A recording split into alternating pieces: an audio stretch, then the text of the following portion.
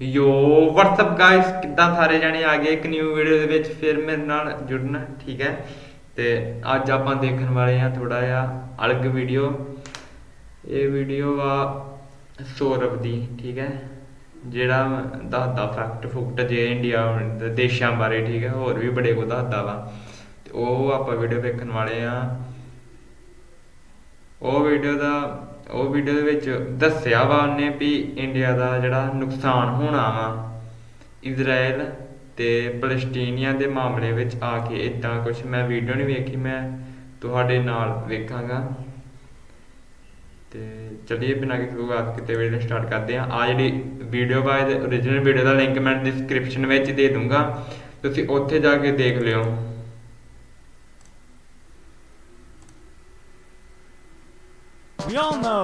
बहुत interesting video बनाने बेने कि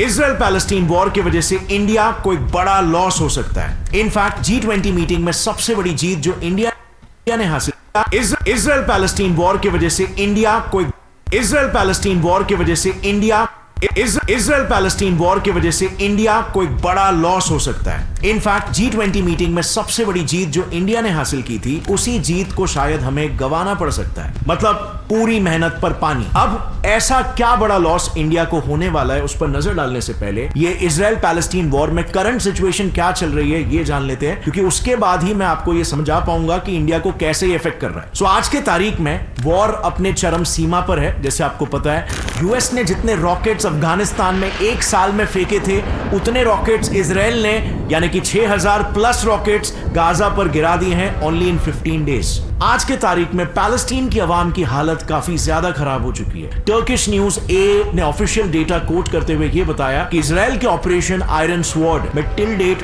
4385 पैलेस्टीनियंस, जिसमें से 1756 बच्चे और 1000 वुमेन मारे गए। This is so unfortunate. और 56 बच्चे और 1000 वुमेन ਬਾਈ ਕਿੰਨੀ ਵੱਡੀ ਹੈ ਨਾ ਦਰਦਨਾਕ ਘਟਨਾ ਵਾ।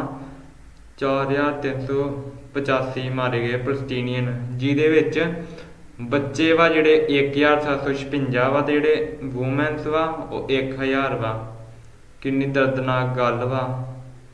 मारे गए। This is so unfortunate. और हमास के अटैक्स में भी अब तक 1400 इजरायली सिटीजन्स मारे गए। बेसिकली हमास के इस पूरे टेरर अटैक्स में भी अब तक 1400 ਜਿਹੜਾ ਹਮਾਸ ਨੇ ਕੀਤਾ ਸੀ ਉਹਦੇ ਵਿੱਚ ਵੀ 1400 ਪੀਪਲ ਮਾਰੇ ਗਏ।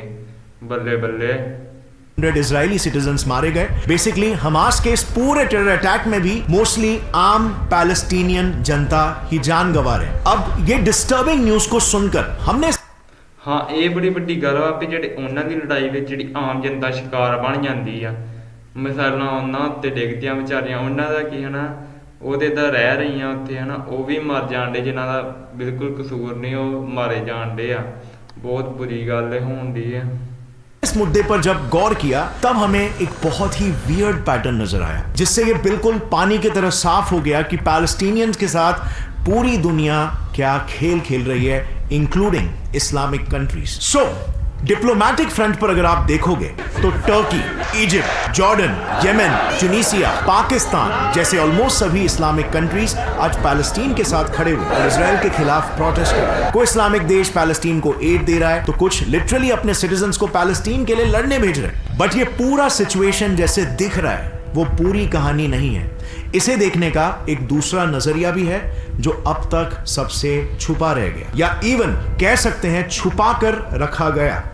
असल फैक्ट यह है कि पैलेस्टीन का जितना भी नुकसान इन अरब कंट्रीज ने किया है, उतना शायद ही इजराइल ने पैलेस्टीन का किया हो। और यह चीज अब तक सामने क्यों नहीं आई? And let me prove this to you.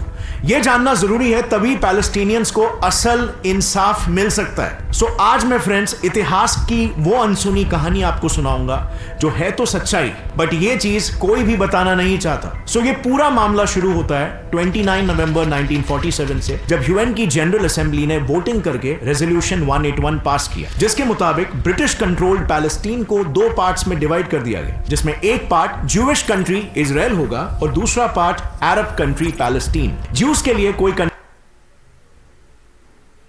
1947 ਵਿੱਚ ਇਹਨਾਂ ਨੂੰ ਅਲੱਗ-ਅਲੱਗ ਕੀਤਾ ਗਿਆ ਸੀ। ਇਜ਼ਰਾਈਲ ਦਾ ਇੱਧਰ ਵਾਲਾ ਪਾਰਟ ਤੇ ਫਲਸਤੀਨ ਦਾ ਇੱਧਰ ਵਾਲਾ।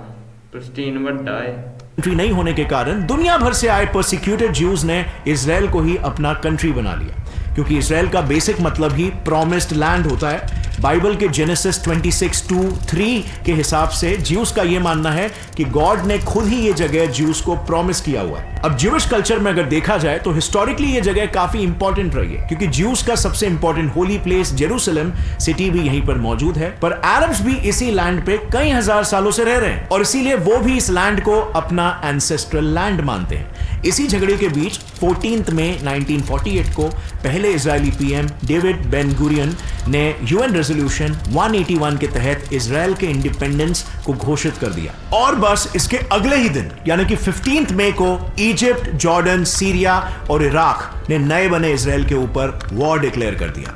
ये वॉर ऑलमोस्ट अगले साल तक चला टिल 1949, जब अरब कंट्रीज ने आर्मिस्टिस लाइन्स अकॉर्ड साइन करके सीज फायर किया। अब दुनिया के लिए तो अरब कंट्रीज अपने मुस्लिम ब्रदरहुड के लिए लड़े थे, पर फ्रेंड्स ये है वो पिक्चर जो दुनिया को दिखता है या दुनिया को दिखाया जाता है because of some big macro geopolitical reasons. पर इसके पीछे की असली सच्चाई और उनका फायदा इसमें कुछ और ਇਹ ਸਹੀ ਗੱਲ ਉਹਨਾਂ ਦਾ ਜਿਹੜਾ ਫਾਇਦਾ ਉਹ ਕੁਝ ਹੋਰ ਵਾ और ही था। देखो 1950s के दौरान इजिप्ट और सीरिया एक देश थे जिनको यूनाइटेड अरब रिपब्लिक यूएआर बोला जाता था। इस इजराइल पैलेस्टीन वॉर के दौरान यूएआर फोर्सेस ने साउथ वेस्टर्न पैलेस्टीन और गाजा स्ट्रिप को ऑक्यूपाई कर लिया और ऑक्यूपेशन के बाद गाजा को रूल करने के लिए उन्होंने एक कॉन्स्टिट्यूशन तक बना रखा था। वहीं पर दूसरे अरब कंट्री जॉर्डन ने अकेले पूरे वेस्ट बैंक को ऑक्यूपाई कर लिया था और दोनों कंट्रीज यूएआर और जॉर्डन ने इस लैंड को 1970s तक होल्ड करके रखा, साइटिंग कि वो पैलेस्टीन को प्रोटेक्ट कर रहे हैं। अगले देश पे आते हैं जो है पाकिस्तान। पाकिस्तान भी इस पूरे पिक्चर में कैसे कनेक्ट होता है ये देखिए। जो पाकिस्तान आज इतने बड़े पैमाने पर इजराइल के खिलाफ पैलेस्टीन के सपोर्ट में प्रोटेस्ट कर रहा है, उसी पाकिस्तान के ही न्यूज आउटलेट डॉन के रिपोर्ट के मुताबिक पाकिस्तान के ही फॉर्मर आर्मी चीफ और डिक्टेटर जिया उल हक ने 25,000 पैलेस्टीनियंस का जेनोसाइड किया था। इस इंसिडेंट को ब्लैक सितंबर के नाम से आज भी याद रखा जाता है। इनफैक्ट खुद द डॉन ने यह बताया कि पैलेस्टीनियंस के डेथ का इतना बड़ा नंबर है कि आज तक कभी इजराइल ने भी इतने भारी मात्रा में पैलेस्टीनियंस को नहीं मारा होगा। एक्चुअली उस वक्त हुआ क्या था, जब 1949 वॉर के बाद वेस्ट बैंक को जॉर्डन ने ऑक्यूपाई कर लिया था, तब जॉर्डन ने जबरदस्ती पैलेस्टीनियंस को अपने कंट्रोल में रखने के लिए उनके अगेंस्ट वॉर छेड़ दिया था। और इसी वॉर को लीड करने के लिए जॉर्डेनियन किंग हुसैन बिन तलाल ने पाकिस्तानी ब्रिगेडियर जिया उल हक को पर्सनली इनवाइट किया था और बस इसी इंटरनल वॉर के समय हक ने उन पैलेस्टीनियंस का जेनोसाइड किया था। इन शॉर्ट इस वॉर में पार्टिसिपेट होने वाले हर कंट्री को कुछ ना कुछ जरूर मिला था at the cost of freedom and lives of Palestinians. Pakistan इसीलिए इस वॉर में शामिल हुआ क्योंकि वो इस्लामिक वर्ल्ड का लीडर बनना चाहता था और उस वॉर में शामिल होने से उसका इंटरनेशनल स्टैचर बढ़ता और इजिप्ट, सीरिया और जॉर्डन को तो इस वॉर की वजह से अपना लैंड एक्सपांड करने का मौका मिल रहा था। लेकिन ऑफ कोर्स जिसके कॉज के लिए ये वॉर लड़ा जा रहा था, ऐसा दिखाया जा रहा था, उस पैलेस्टीन की जनता को क्या मिला? सिर्फ और सिर्फ loss of land and loss of life. और आज के तारीख में एट प्रेजेंट भी सिचुएशन कुछ ऐसा है कि जहां ये सारे इस्लामिक कंट्रीज कंटिन्यूअसली इजराइल को एक्यूज कर रहे हैं, उसके खिलाफ प्रोटेस्ट कर रहे हैं और पैलेस्टीनियंस को यह बता रहे हैं कि वो पैलेस्टीनियंस के दुख को समझते हैं और उनके साथ खड़े हुए हैं। पर कहानी का सबसे बड़ा ट्विस्ट यही है कि जब पैलेस्टीनियन सिविलियंस इजराइल के बॉम्बिंग से बचने के लिए इन अरब देशों में रेफ्यूजी मांगने गए, तब इन्होंने अपने बॉर्डर्स को सील कर लिया और सीधे शब्दों में रेफ्यूजीज को अपने अपने देश में वापस जाने के लिए कहा, उन्हें एंट्री तक नहीं दी। उल्टा उनके लीडर्स ने तो अपने इस मूव को बहुत ही वियर्डली जस्टिफाई करने की भी कोशिश की। जैसे for example Egyptian president Abdel Fattah al Sisi ने पैलेस्टीन के लोगों को यह कहा कि ये वॉर अरब के कॉज के लिए है और इसीलिए कुछ भी हो जाए वो पैलेस्टीन ना छोड़े और वहीं पर रहकर अपने जमीन के लिए लड़े। इनके अलावा जॉर्डेनियन किंग अब्दुल्ला ने भी ये कहा कि पैलेस्टीनियंस गाजा को मत छोड़ो क्योंकि पैलेस्टीनियंस को भगाना ये इजराइल का प्लान हो सकता है और इससे शायद इजराइल के जॉर्डन पर अटैक करने के चांसेस हाई हो जाएंगे और इसीलिए उन्होंने पैलेस्टीनियन से कहा वहीं पर रहो। अब इस बात का कोई सेंस बनता है? एंड अगर आप देखो, यही अरब नेशंस अपने मीडिया को यूज करके भी इजराइल पैलेस्टीन वॉर में पब्लिक सेंटिमेंट पैलेस्टीन के फेवर में लाने की पूरी कोशिश कर रहे हैं, स्पेशली मुस्लिम सेंटिमेंट्स, जिन्हें ये अपने साइड में लेने की कोशिश कर रहे हैं, कॉन्स्टेंटली ऐसे न्यूज पंप करके कि इजराइल पैलेस्टीन की आम जनता पर हमला कर रहा है, जबकि कई केसेस में ये कंप्लीटली फेक इंफॉर्मेशन है और सच्चाई तो कुछ उल्टा ही निकल के आ रहा है। बताता हूं कैसे। 17 अक्टूबर 2023 को गाजा में एक हॉस्पिटल अटैक होता है। इसके बारे में आप सभी ने सुना होगा कि इजराइल ने गाजा में बॉम्बिंग करके हॉस्पिटल उड़ा दिया। वेल, इस न्यूज को पूरे दुनिया में फैलाने वाली एजेंसी थी कतारी न्यूज एजेंसी अल जजीरा। इनफैक्ट इसी अल जजीरा को रेफरेंस पकड़ के दुनिया के almost her news agencies including the guardian, NYT, सभी ने इस न्यूज को पब्लिश किया, बट किसी ने भी इसके पीछे की सच्चाई को वेरीफाई नहीं किया। इनफैक्ट अगर आप अल जजीरा के ही आर्टिकल्स को देखोगे तो इनके हर आर्टिकल में हर बार डेथ नंबर्स डिफरेंट बताए गए। मतलब साफ है, बिना किसी इन्वेस्टिगेशन के इन्होंने डेथ टोल और कितने रॉकेट्स इजराइल ने गिराए इसके so called exact numbers print कर दिए। लेकिन फिर अगेन कहानी में आता है एक बड़ा ट्विस्ट। इस मिस इन्फॉर्मेशन को देखते हुए खुद इजराइल डिफेंस फोर्सेस को सामने आकर इसके पीछे की असली सच्चाई को सबूत के साथ बताना पड़ा। IDF ने 2 टेररिस्ट का कॉन्वर्सेशन लीक कर दिया, जिसमें वो ये क्लियरली कह रहे हैं कि उन पर जिस गाजा के हॉस्पिटल अटैक का इल्जाम लगाया जा रहा है वो एक्चुअली हमास की sister terror organization Palestinian Islamic Jihad का मिसफायर्ड रॉकेट था, जो गलती से उनके ही देश में उस हॉस्पिटल में जा गिरा। उसके बाद जैसे ही इजरायली फोर्सेस ने ये ऑडियो रिलीज किया, من علم هذا شكل من علم بتلاقيهم طالعين من المقبره اللي ورا المستشفى المعمداني دي اللي هو तब खुद अल जजीरा ने फ्रेंच इंटेलिजेंस एजेंसी को कोट करते हुए रिपोर्ट किया कि उस हॉस्पिटल अटैक के पीछे पैलेस्टीनियन रॉकेट का हाथ था। अब यहाँ पर फ्रेंड्स थोड़ा सा अल जजीरा का भी बैकग्राउंड समझते हैं, क्योंकि जैसे मैंने पहले भी कहा कि अल जजीरा ये कतर गवर्नमेंट का माउथ पीस है। जो भी कतर का स्टैंड होता है सिचुएशन में, अल जजीरा का भी वही स्टैंड होता है। और इसीलिए कई एक्सपर्ट्स मानते हैं कि ऐसी न्यूज पब्लिश करके अल जजीरा अपने गवर्नमेंट का प्रोपोगेंडा पब्लिश करता है, सिर्फ क्योंकि हमास चीफ इस्माइल हनीये कतर के कैपिटल दोहा से ऑपरेट करता है। इनफैक्ट अभी चल रहे वॉर को भी इस्माइल कतार से ही लीड कर रहा है। और इसीलिए 100 बात की एक बात, इस पूरे जंग में नुकसान सिर्फ और सिर्फ आम जनता का ही हो रहा है। बस सिर्फ सोचो इस ब्लास्ट में कितने मासूम बच्चे, कितने मासूम लोग मारे गए होंगे। ऑब्वियसली इसका एग्जैक्ट डेटा तो किसी के पास नहीं है, लेकिन असम्पशंस यही है कि ये नंबर कुछ 100 से 300 के आसपास का है। और कितने ही लोग बेघर हुए होंगे, क्योंकि याद रहे ये हॉस्पिटल एक शेल्टर हाउस का काम कर रहा था, जहां पर पैलेस्टीन की आवाम वॉर से बचने के लिए छुपी हुई थी। अगर आपने उस हॉस्पिटल के बॉम्ब होने के बाद के थोड़े फोटोज देखे होंगे, आप समझ सकते हो मैं क्या कहना चाह रहा हूं। वाकई में रूह कपा देने वाला मंजर था।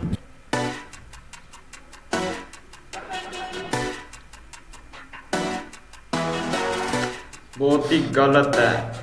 ये बात हमें थोड़ी सी सुकून फिर भी देती है कि हमारे देश भारत ने ऐसे मुश्किल घड़ी में पैलेस्टीन की आवाम का साथ देने के लिए तुरंत 6.5 टन ऑफ मेडिकल एड और 32 ton of disaster relief material भेजा, जिसमें दवाइयों से लेकर surgical items, tents, sleeping bags, water purification tablets और अन्य सारे जरूरत के सामान मौजूद थे। लेकिन unfortunately the war is still on. और सबसे क्रूर बात बताऊं, हाल ही में न्यूज आया है कि इजराइल गाजा पर इन्वेड करने वाला है, और शायद वीडियो अपलोड होने तक इजराइल ने काफी सारे वार्निंग्स ऑलरेडी जारी कर दिए हैं कि पैलेस्टीन के सिविलियंस गाजा को छोड़ दें। मगर क्या हमास ऐसा होने देगा? वेल, बिल्कुल भी नहीं। हमास वहां की आवाम को जबरदस्ती कैद करके रख रहा है ताकि वो उन्हें इजराइल के सामने एज ह्यूमन शील्ड्स यूज कर सके। इनफैक्ट हमास को ही लेकर एक काफी इंपॉर्टेंट बात बताता हूं, जिसे एक्चुअली दबाने की काफी कोशिश की जा रही है, क्योंकि अगर ये पैलेस्टीन की जनता को मालूम पड़ जाए, और पैलेस्टीन तो छोड़ो हिंदुस्तान की भी जनता को अगर मालूम पड़ जाए, तो इस पूरे जंग में हमास का पलड़ा एकदम हल्का हो जाएगा। क्या आप जानते हो,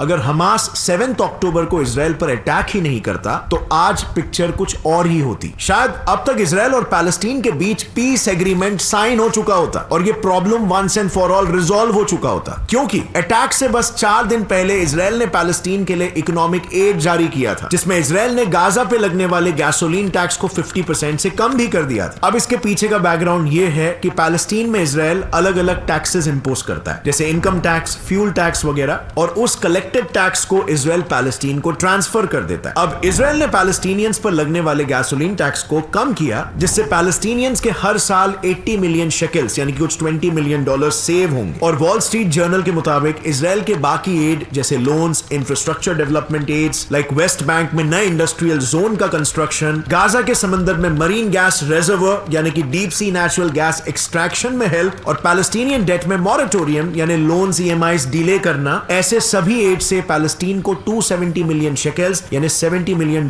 का फायदा करवाया था। इसके अलावा सितंबर 2023 में यूएन जनरल असेंबली का 78th सेशन शुरू था। इस सेशन के साइडलाइंस पर 18 सितंबर को Saudi Arabia, the league of Arab Nations, EU, Egypt और जॉर्डन, ये सभी अरब कंट्रीज और वेस्टर्न एलाइज ने एक साथ आकर एक द पीस डे एफर्ट नाम की मिनिस्टेरियल लेवल और वेस्टर्न एलाइज ने एक साथ आकर एक द पीस डे एफर्ट नाम की मिनिस्टेरियल लेवल मीटिंग भी कंडक्ट की थी। और बेसिकली उन्होंने इजराइल और पैलेस्टीनियंस के बीच पीस प्रोसेस को स्मूथ करने के लिए एक कमिटी बनाई थी। इसी मीट में खुद इजरायली PM नेतान्याहू ने यह कहा कि इजराइल का सऊदी के साथ पीस एग्रीमेंट उनके अरब वर्ल्ड के साथ कॉन्फ्लिक्ट को खत्म कर देगा। सो ऑल इन ऑल वो इजराइल पैलेस्टीन इशू को खत्म करने के करीब थे, क्योंकि सभी अरब देशों का इजराइल से मोस्टली सिर्फ पैलेस्टीन मुद्दे पर ही बहस है। एटलीस्ट दुनिया को यही दिखाया जा रहा है। और इसीलिए अपने 20 अक्टूबर की स्पीच में PM नेतान्याहू ने यह कहा कि ये सब हमास की इजराइल और अरब नेशंस के पीस प्रोसेस को रोकने की चाल है, जिसमें हमास काफी सक्सेसफुल भी रहा।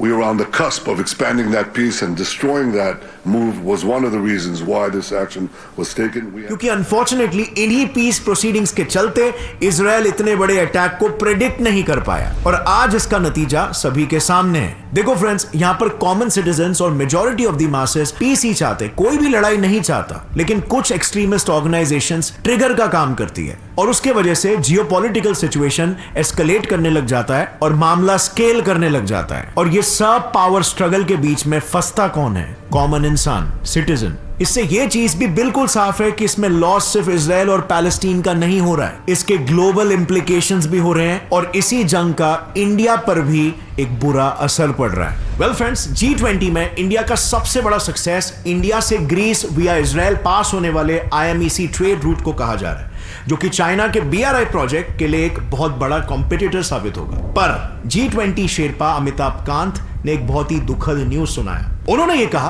कि इंडिया के पर्सपेक्टिव से ये प्रोजेक्ट काफी इंपॉर्टेंट है, इसके बनने से इंडिया से यूरोप का ट्रेड टाइम 40% रिड्यूस हो जाएगा, और इससे इंडिया के लिए काफी ज्यादा ट्रेड अपॉर्चुनिटीज भी ओपन होंगे।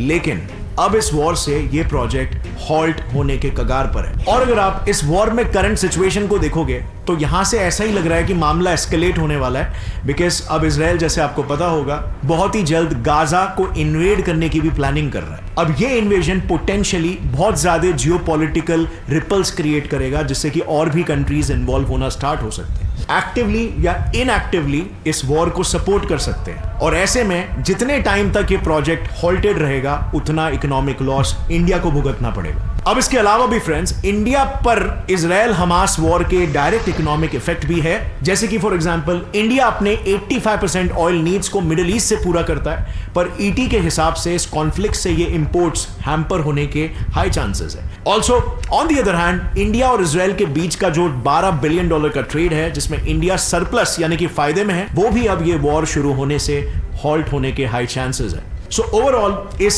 इजराइल पैलेस्टीन कॉन्फ्लिक्ट की वजह से इंडिया को भी कहीं ना कहीं अपने रूप में इसका प्राइस पे करना पड़ेगा, एंड सबसे ज्यादा प्राइस अगर कोई पे कर रहा है तो वो है innocent citizens of Palestine and Israel both, जो कि इस हमास और इजराइल कॉन्फ्लिक्ट के बीच में कोलैटरली इसके ब्रूटल कॉन्सिक्वेंसेस फेस कर रहे हैं। So all I can suggest for now, friends, is please pray for the better health and safety of these citizens, and let's hope and let's wish कि ये conflict बहुत ही जल्द खत्म हो जाए। उम्मीद है इस वीडियो से आपको कुछ ऐसी सो वीडियो हो गया खत्म, ਤੇ ਮੈਂ ਤੁਹਾਨੂੰ ਆਪਣੇ ਹਨਾ ਵਿੱਚ ਵੀਡੀਓ ਰੋਕ ਕੇ ਜਿੱਦਾਂ ਮੈਂ ਦੱਸਦਾ ਹੁੰਦਾ ਬਾਰੇ ਹਨਾ, ਤੇ ਉਹ ਮੈਂ ਨਹੀਂ ਦੱਸਿਆ ਕਿਉਂਕਿ ਤੁਸੀਂ ਧਿਆਨ ਨਾਲ ਸਮਝ ਲਓ ਹਨਾ। ਹੁਣ ਤੁਸੀਂ ਸਮਝ ਲਈ ਆ, ਤੁਸੀਂ ਮੈਨੂੰ ਤੇ ਸਭ ਤੋਂ ਹਨਾ ਘਟੀਆ ਗੱਲ ਇਹ ਲੱਗਦੀ ਆ ਵੀ ਜਿਹੜੇ ਆਪਣੇ ਆਪ ਨੂੰ ਮਹਿਸੂਸ ਕਰੋ ਉੱਥੇ ਹਨਾ, ਜਿੱਦਾਂ ਆਪਾਂ ਉੱਥੇ ਹੋਈਏ ਸਿਟੀਜ਼ਨ ਤੇ ਕੀ ਹੋਊਗਾ ਸਿਟੀਜ਼ਨ ਤੇ ਮੈਨੂੰ ਬੜਾ ਹੋਰ ਤਰ੍ਹਾਂ ਹੁੰਦਾ, ਠੀਕ ਹੈ।